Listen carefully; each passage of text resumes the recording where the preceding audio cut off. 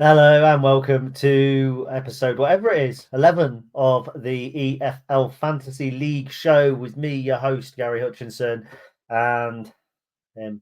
Now, whatever. So sometimes, Joel, sometimes you just have to hold your hand up. You know, we're Lincoln fans. Anyone that watches this, 90% you'll be Lincoln fans as well.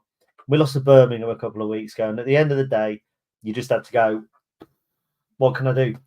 You've been beaten by a better team. And this week, I'm going to hand that to you because Oh, what a week you had. And I think I had a decent week. I came about 30th in our league, but you had an outstanding week, didn't you? it went rather well. Yes, I have to say. 118 points off two matches. Of course, it was a 2-match game week this time round. But yeah, I must admit I was pretty pleased with the haul. A little bit of fortunate, a couple of fortunate elements, I'd say, with Alfie Doughty because I actually missed the fact that he was going to be missing for one of the matches in Luton's 1-1 draw against West Brom. He was suspended, but he came in against Cardiff in midweek, got an assist, 2 interceptions, 5 key passes, and that gave me 11 points. So what that actually has shown me is a couple of things. Number one is if some teams have 2-game weeks and some teams have 1-game weeks, if you pick the right player, it's still worth picking a player that's only featuring once. But that was through luck rather than judgment. But the rest of it went rather well. Kind of went to plan, if I'm brutally honest, which hasn't really been the case for a little while. No, it has nudged you back ahead in the rankings, so we're back up to 6-5 now. And points wise, it's done you a huge lift. You've moved to within how many of me now? I can't remember. I'd messaged you yesterday about 17 or something Yeah, like that. it was 66 at first. So you have reeled us in, but the points don't matter. It's all about the weeks. It's 6-5. It's 1-game week. Sometimes you just have to dust yourself off and start again. So shall we have a look at the teams from last week first of all then? Let's. And we'll start with mine. Well, look, I know exactly where this has gone wrong because actually I don't think it's a terrible week for me. I selected Patterson. I didn't realize he was injured. Friend of the show, Josh, messaged in the comments almost straight away. Actually, DM'd me as well and said, "You do realize Patterson's out for these 2 games." Gutted because again, a couple of clean sheets there, and I would have been smashing through the 100 barrier. I was quite happy with Firpo, but again, he was touch and go. I think he'd been injured and only come back into the side. And it's just the difference there between captain and captain Firpo 26 points. If I'd captain Sirkin, it would have been 34 points. So it would have been a significant uplift and another 8 points. And then I have a habit of backing the losers, don't I? In Hull City, I took a risk, and it didn't pay off. And I didn't actually realise how unpopular Tim Walter was at Hull City. I've been doing some articles on him today, and apparently he complained that the crowd didn't get behind him enough, and they were singing "Are we loud enough for you?" when they lost 1-0 to Oxford. And you live and learn. But other than that, I was quite happy with Chak Vitadze on a Yeah, 6. that's a good one. It was a half decent shout. I took a risk, Chris, and it backfired this time. And not all risks come off, do they? No, they don't. But there was some smart, definitely some smart shouts in there. I really, as I already mentioned, like the shout of Chak Batadze. I think I might have even mentioned that when you picked him and we recorded this last time round. So that was a good one. Colwell, of course, is someone who hasn't scored a huge number of points just yet. So yeah, a goal ultimately for you. It's a goalkeeper that actually played, backing a team that wins a game, and selecting a midfielder that gets more than that has effectively gets. He plays 90 minutes and has an interception or 2 in there, and you're pretty much there, aren't you? So it's hardly bad. And a QPR goal yesterday. I mean, Luke Ayling was involved in a 4-1 win for Middlesbrough, but it's 4-1, isn't it? And if it's 4-0, it's different. So I'm not too disappointed. A 92-point haul isn't too bad, I don't think, over the course of a week. It's not the top haul by any stretch of the imagination. Looking down the league at the moment, everybody in the top 10 of the Stacey West League, as things stand, got more than me. But there was a few below that didn't. So this is the winning team. And like I say, sometimes you just have to say respect. So, talk us through it. Thank you. I'm particularly proud of picking Jamie Cumming in goal for with the clean sheet against Oxford, giving me 7 points. That was really, really helpful. Also made three saves against Swansea. So that helped, certainly. We mentioned Sirkin already mentioned Doughty. And then we've got a couple of other bits and bobs here with Harry Suter picking up 9 points with a clean sheet against Blackburn and albeit conceding against Bristol City in a 2-1 victory, got an assist in that game, which was pretty fortunate for me because you don't really back those sort of things from defenders always. George Saville's just Mr. Consistent, really. Generally averages sort of 4 or 5 points most games. And in those two 1-0 victories against both Burnley and Leeds at the Den, he played 90 minutes in both, with a couple of interceptions in there as well. So yeah, that went quite well. And then, of course, we both picked Leeds, but I luckily picked Sunderland, who actually ended up with 2 0-0s, which helped in regards to clean sheets with Mr. Sirkin, who I captained. And if it was 1-1, it would only be 3 points. But for a clean sheet, it's +2. So it's 10 points for Sunderland for 2 0-0 draws, which was, to be honest, not what I was expecting, but we'll obviously take it. And obviously, if Patterson hadn't been, I see some buts, but if Patterson hadn't been injured, I would have had 2 clean sheets from my goalkeeper for that as well. So, but that only goes to show you should take a lot more care than I do sometimes. Obviously, I have berated you in the past for the amount of time that you put into it, and then I really did suffer from that. So, but I think for you to have that and not have Alfie Doughty play 2 games is massive. Now, we are going to talk about our teams this week because you've been a little bit influenced, I think, by the Alfie Doughty outcome in your picks this week. But we'll come on to that a little bit further on in the show. So first of all, shall we have a look at the league table at the moment? Do we have a look at that first? Now, I'm just stalling a little bit because I have to do all of the production myself, I am afraid. But I think it's this. Here we go. So this is the league table. Now, obviously, as it's me logged in, I'm 34th with 92 points. Josh Jones, top of the table. Andy beat Amy there as well. Look, that's the husband and wife thing. So whether there's washing up tokens, changing hands or something like that. Lincoln City fans, John Leonard is top of the Lincoln City fan base. John, obviously, who's won every quiz that we've done as well. So he's a man to really target. 94 points, though. So I'm still quite proud of that. Who did John have in his side last week? So he also had Sirkin, but not captained. Struick, George Saville, just like you. Signs as well. He backed Hull as well. So that's quite interesting. It does make me at least think that I was in elite company. So looking down the top 10 names that jump out, and obviously I apologise if I don't mention your name because obviously it's first initials only. We've got a Benton and a Fenton in 14th and 15th. They're battling for supremacy in the middle there. Where is Ben in all of this? 22nd. So he bagged 104 points. We ought to get him on the show at one point, really. Interesting. Back Lucas Jensen. Neither of us have done that at all. Yeah, Lucas Jensen was the top performing goalkeeper this game week with 2 back-to-back clean sheets for Millwall in their 1-0 victories versus both Leeds and Burnley. So that was a big haul for Lucas Jensen, a smart shout. I've got Val Daniels. She fell into the same trap as me.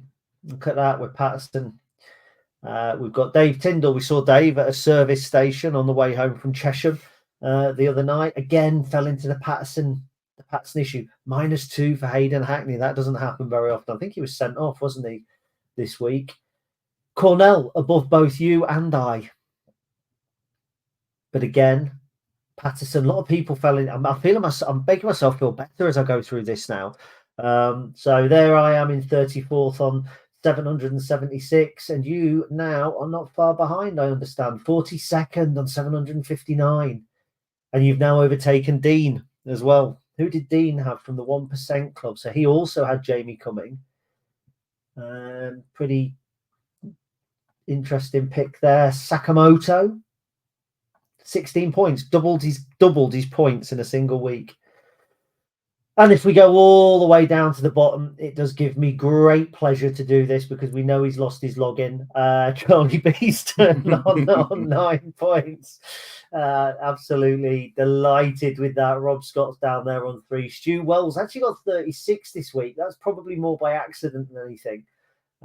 So yeah, there we go. So that is our league table. So who did we miss? Who did we all miss out on, Chris? Who were the biggest performers this week? Well, as mentioned, Lucas Jensen was the top performing goalkeeper on 16 points. His Millwall teammate, Jake Cooper, was the top performing defender, picked up 28 points, 14 points in each game. Did Jake Cooper. He got a goal, an assist, a couple of clean sheets, and a total of 15 clearances. So that was an incredible performance over 2 matches for Jake Cooper. Highest performing midfielder was Harrison Burrows of Sheffield United with 25 points. He scored 2 goals in 2 games, also had a couple of key passes and 4 interceptions in those 2 games as well. But it's the goals ultimately that really elevated his point scoring. And then the striker was Vakun Bayo, who, of course, appeared in 2 games this game week, but only picked up 2 points in the most recent match in a 1-0 away defeat at Swansea, playing for Watford. But 29 points in 1 match in the 6-2 away win at Sheffield Wednesday at the weekend, scoring 4 goals. 29 points in 1 match, 31 points for the game week for Vakun Bayo. Wow. So it was a championship game week really this week, wasn't it? Because there was 2 championship fixtures. Very, very few people, if anybody, picked people outside of that double game week. Now, before we come on to our teams for this week, we learn tactics every week, don't we? So every week we pick something up and we learn. That's kind of what the show's about. And we've had Josh on who's taught us through some things. Dean Gripton's on. He took us through some things. And you think this week that you've learned a fresh lesson on a double game week, and it's a big. You've rolled the dice a little, haven't you, on this game week? I have a little, yeah, I have a little. So this could come back to bite me in the backside and backfire a little bit, but I think it's the Alfie Doughty result from this week. As mentioned at the top of the show, it was a little bit of an accident, to be honest, because I didn't realise he was suspended. I picked him because he's a player that I'd liked quite a lot, and he's performed really well in multiple ways this season, despite playing for a struggling Luton side. But he only played once, and he still picked up 11 points. So it just goes to show, I think, particularly for midfielders and forwards, if you have a good game, one good game in which you score and or assist, it can really bump up your points tally. So we just saw that, of course, from Vakun Bayo. I appreciate that's quite an extreme example, but he played twice, picked up 31 points in those 2 games. In one of those matches, only picked up 2 points. But if it was a 1-game week and you picked him in that one, or if he only appeared in that 1 game, he would still have been the points leader this week in just 1 game week. So what I've learned is, if there's a really small selection of teams who are playing twice, and there are some attractive players who are only playing once, maybe it's worth not putting all your eggs in one basket and maybe backing a certain player or 2. So I've got some reasoning behind the ones I picked. It wasn't just picking random players.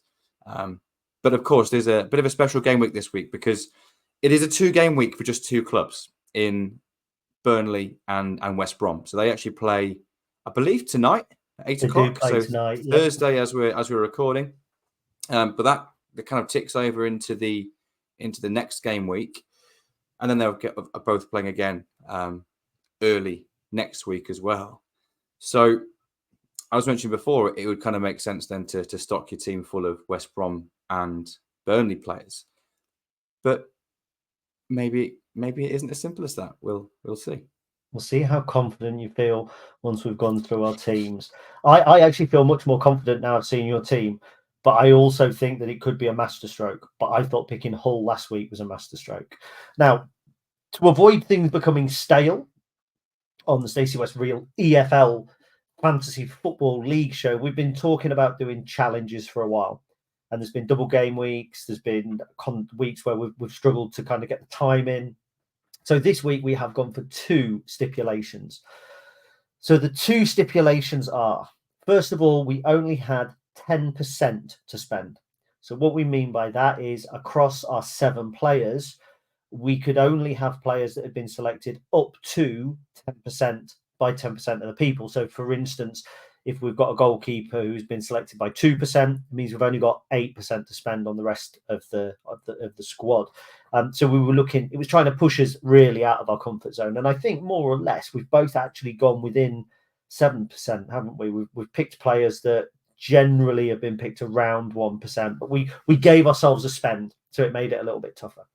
We did indeed, yeah. Just to kind of offer some insight into that, is that what's really useful on the website is it does tell you what percentage of the player base has picked certain players. Now, if you're being super competitive, that can be really interesting, I think, without putting rules in place like we have, because you might be able to find a high performing player that isn't selected by the majority of your competitors, and that might kind of separate you. But to give you an idea of kind of the percentages of the kind of at the top end, so Alfie May has been selected by 25.5% of the player base. So basically 1 in 4 people that play Fantasy EFL, Alfie May is in that team.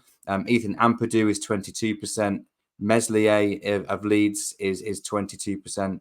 Sirkin, who performed so well this week for me, of course, is selected by 18% of the player base, and Borja Sainz, another popular pick for me, 17%, and Josh Madger, a popular pick for you, 16%. Now that would have already blown our budget well over if you selected any of those 1 players or single players. So we had to try and select players that were not particularly regularly selected by the player base, and to try and put a competitive side together this week round with a little rule in place. And there's another rule as well, isn't there, Gary? There is, yeah. Well, first of all, that it does hark back a little bit to fantasy football when it first came in the 90s, and you may not remember that. You would have been 5 or 6, I would imagine, in 96, would you? You wouldn't have been very old at all. And so I remember picking your team, and then you had to more or less stick with that team. There was no transfers or anything like that, and you'd select your team, and at the end it'd be like you'd be saving all your money to buy a striker. And that's exactly how I picked this week's team. Was like I'd saved all my money up for 1 player at the end. The other thing that we decided to do, the teams at the bottom is getting a bit stagnant. We picked the same ones several weeks in a row. So this week we decided that we could only pick the teams from clubs in the bottom half of their respective divisions. So any club in the top half, we were not allowed to pick them. Had to be in the bottom half, just to kind of try and get us thinking a little bit, I think, outside the box. So I think as loser from last week, I should probably go through my team first. Do we think? Oh, absolutely. Absolutely. So I will now have to work out how to present this screen again. So it's all good. So I will share the window of our teams. And hey presto, here is my team this week. Now I have stuck with my formation. Rigid 3-2-1. Consistency is the key here. First of all, at the bottom, one of 2 similarities between us is Peterborough United. We both think that Peterborough will beat Cambridge this week. And Peterborough are just in the bottom half. I think they're 13th. So we've literally picked the team that is as high as possible, but as low as possible, if that makes sense. And I've also done the same with Wimbledon. Now, there's a little bit of a thought behind me picking Wimbledon, and that is that they are in a false position because they missed 3 games. So they've got 3 games in hand of the teams above them. I think, therefore, they're in a false position. And I'm also backing against Grimsby, basically, who are sat just outside the playoffs, which always makes me feel good. So I really have gone it's not a cheat. I've really looked at the teams who are right at the top of the bottom half of the table and gone, they're the ones that are more likely to win. Peterborough United and Wimbledon, I think in 6 weeks' time, will both be firmly ensconced in the top half of their table. I'm backing them both for home wins this week. 14 points on the board. Bish, bash, bosh. Now, I'm a sucker for a double game week.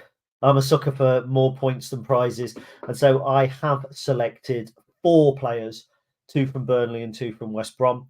It'll get me off to a good start and it'll get me off to a solid finish. And I've noticed whenever you and I go into competition on like a Monday and one of us is trailing, it's very rare that the other one catches up. Well, this time I will have twice as much opportunity to catch up on the Tuesday than you will.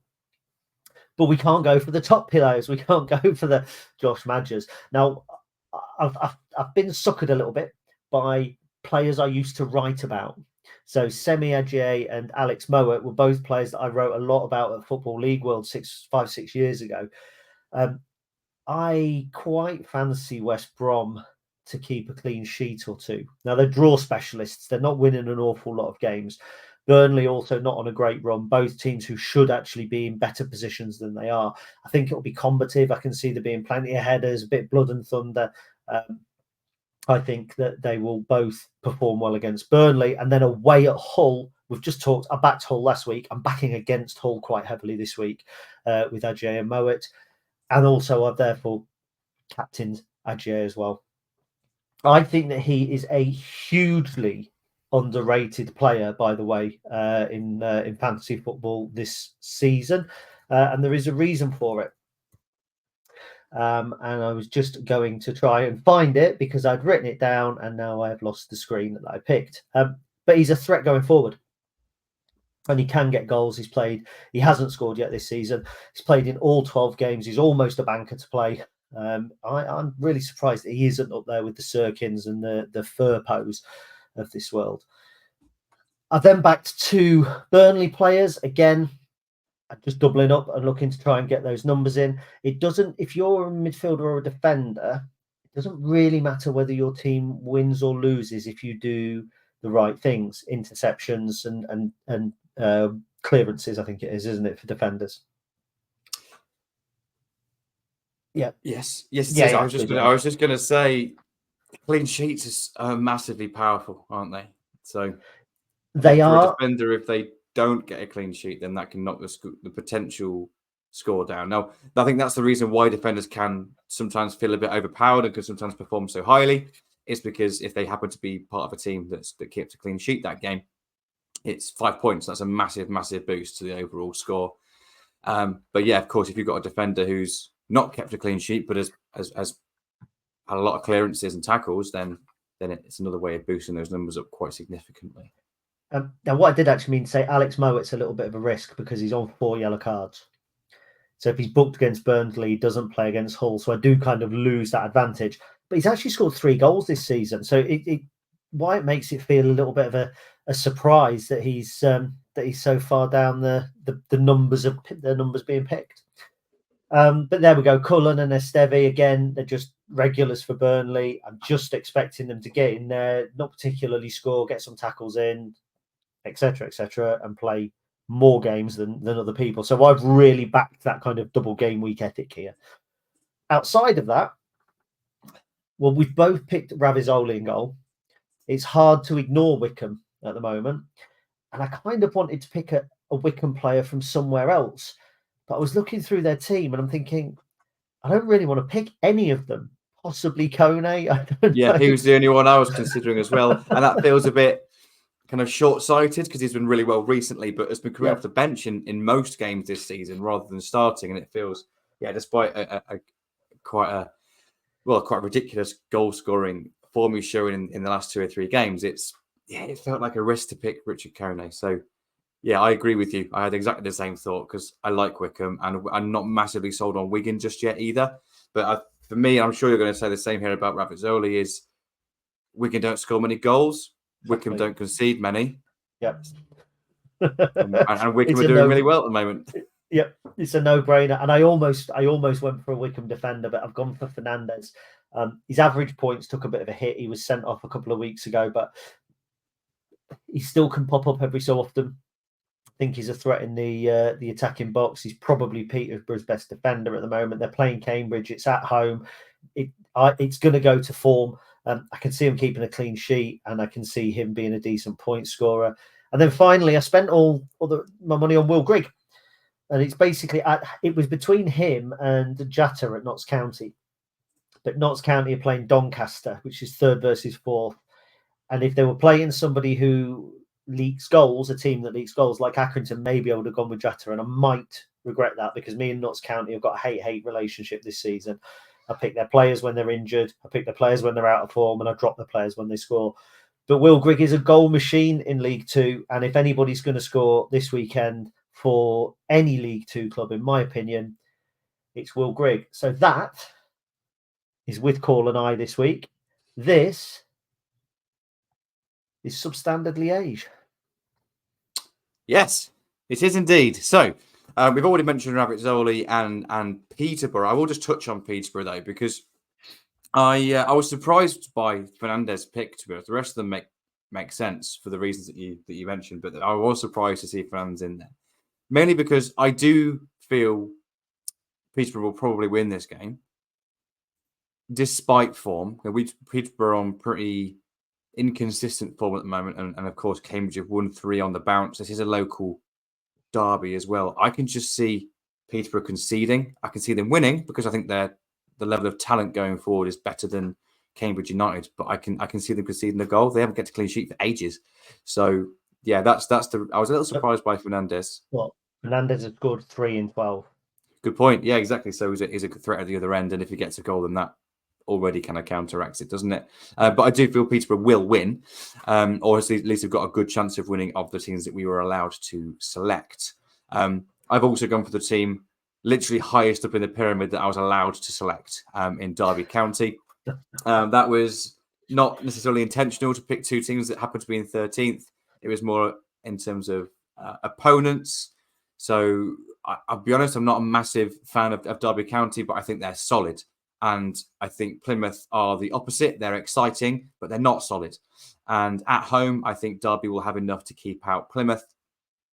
And yeah, obviously just hoping that there's a positive result there. So yeah, I really liked this rule, by the way. I think it made us think a little bit more in depth about the teams there. And it wasn't just who's higher in the league. So which team in 13th, 14th is playing a team in the bottom 4.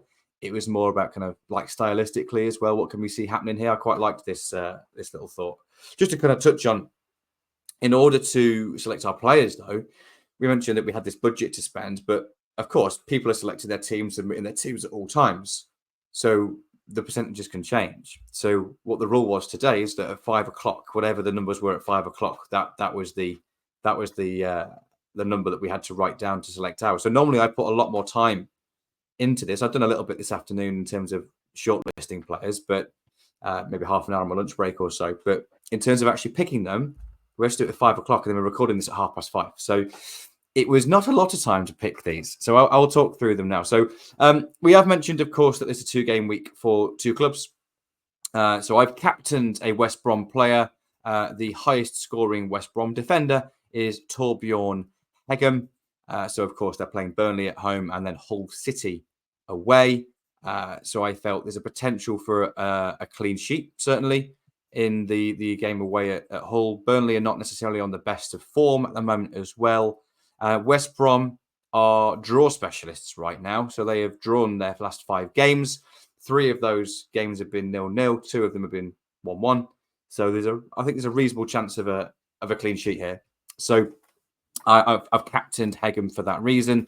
My other 2-game week player is Jaden Anthony, who I've selected to play as the forward, mainly because he's likely to start both games, likely to play 90 minutes. Hasn't scored or assisted much this season, but has got quite a lot of key passes. I was struggling to pick a striker, to be honest. So I thought I might as well pick one that's playing twice. When I had that little bit of freedom there. So now on to the rest, because as mentioned, I've gone against the 2-game week kind of, I suppose, benefit by selecting other players. So I've selected Pordy O'Connor of Lincoln City. Of course, we all love Pordy. But there's a pretty specific reason here. I think in terms of Lincoln style, we do tend to be quite risk averse in our own box. So in terms of clearances, Pordy tends to score highly because he's more likely to clear the ball than he is to kind of play a short pass in regards to when under pressure and balls are coming into the box.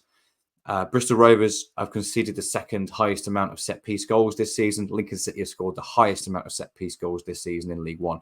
Pordy O'Connor is a big part of Lincoln's kind of attacking set-piece structure. So I thought there's a reasonable opportunity of a clean sheet here, and also a reasonable opportunity of of a goal the other end, to be honest. And I know you don't really want to pick defenders specifically for goals. I think that's a little bit unwise generally. But I think the reason you mentioned, Fernandez is a goal threat, has shown it this season. Pordy has been a goal threat this season, and playing against a team who is poor at set pieces and playing for a team who is good at them, I think that kind of justifies the selection here. And then got a midfield three of Ben Wiles of Huddersfield Town, Willem Williamson of Birmingham City. I love that name. Hate him. And I hate him and I love him. and Ryan Barnett of Wrexham. So Huddersfield are playing away at Crawley. I think Crawley are just significantly worse than Huddersfield. I know Huddersfield have been a bit inconsistent this season, but Ben Wiles is just a level of player, level of ability far, far higher than the opponents that he's going to be against with Crawley.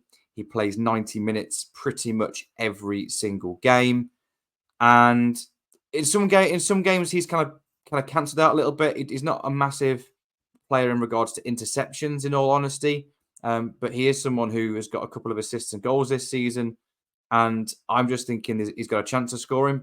But what I'm kind of banking on here is key passes. I think Huddersfield are going to have the opportunity to create a lot of chances against Crawley, who are pretty open as a team. And I think Ben Wiles might have a role to play in that. Similar, really, with Willem Williamson of Birmingham. So he's playing at home to Northampton Town. Northampton on poor form at the moment. And again, Birmingham are by far the best team in the league. We know this. Willem Williamson has played 90 minutes in, again, most of the games that he's featured in. Performs really well for both goals, assists, key passes, and also interceptions as well, because Birmingham tend to press pretty high as well. So I just think he's got the potential to bag a goal here, to be honest with you, and or an assist. And then last but not least is one that I think it could be really good or it could be really bad, is Ryan Barnett. So Ryan Barnett has, albeit scored no goals this season, has got 6 assists in 12 appearances, which is reasonably good, and intercepted the ball 7 times. 26 key passes for Wrexham. Now, Wrexham are the team that put the most crosses in the box than any team in League One. A lot of them are coming from Ryan Barnett. And they're playing at home to Mansfield, who, despite of having a really good start to the season and have actually been performing pretty well recently, earlier in the season they've been prone to not necessarily conceding goals, but actually conceding quite a lot of chances. And it's chances. Again, I'm banking on key passes here from Ryan Barnett and Ben Wiles in these 2 games, in which I think stylistically that matches up for Wrexham. They get a lot of the balls in the box. Mansfield allow teams to enter their box semi-regularly. They do tend to defend it relatively well at times, but they allow the ball in there. And Willem Williamson playing against Northampton, I just feel he's got a really good opportunity to score, assist, create, etc. So high risk, hopefully high reward. Now, it doesn't always pay off when we take risks. That was shown last week, my picking of Hull City. I think you've made bold picks this week. And I'll be honest, it makes me feel a little more confident, because I know that at least I've got 2 players, 2 extra chances to score points. But also it's fearful that they, if Williamson gets a couple of goals against Northampton, then it shoots down those extra points as well, doesn't it? So I do think that our challenge this week has prompted some interesting outcomes. Yes. And I did think we would be similar. I did think that we would have 4 players, 2 from West Brom, 2 from Burnley. And even those, we've got 6 different players. Rather than, to be honest, part of my thought was that would be boring as well. So now you're claiming that it's Brazilian sexy samba EFL that you're doing. You're doing it for the entertainment. No, I'm doing it because I thought it was smart in the limited amount of time that I had, because Alfie Doughty scored well and scored more than a couple of players that I picked that played twice. And I thought, okay, if I pick the right players here, there's a potential that can happen again. And I think the big part of it, to be honest with you, is the fact that West Brom and Burnley are playing against each other in one of the games. So, yeah, exactly. So they can't both win, can they? And they can't. But they can't both keep a clean sheet. Of course they can. It could be 0-0. But I just thought that might nullify the potential point scoring. I might have been different if there was maybe 4 teams that were playing twice, and they just so happened to be playing, random teams that are not against each other. Maybe that would have swayed me. I think the fact that West Brom were playing against Burnley, I kind of feel like, well, if I back a Burnley striker, then and a West Brom defender, then, well, if he scores, then the defenders I've selected aren't going to score points, and vice versa. So yeah, that kind of put me off doing it quite so strongly. I'm kind of regretting it a little bit now, despite me saying I did it for entertainment value. But don't you also get points for clearances and blocks and things? Yeah, you do. Yeah, you do. So it's a tough one. I see. I've under prioritized clean sheets, and I made because my leading scorer last week, because I captained him, was Firpo, and Leeds didn't keep a clean sheet against Millwall, so I have under prioritized them. Right, that brings us to the end of this show. But I think what we'd like to do, we've got some dedicated viewers. First of all, thank you very much indeed.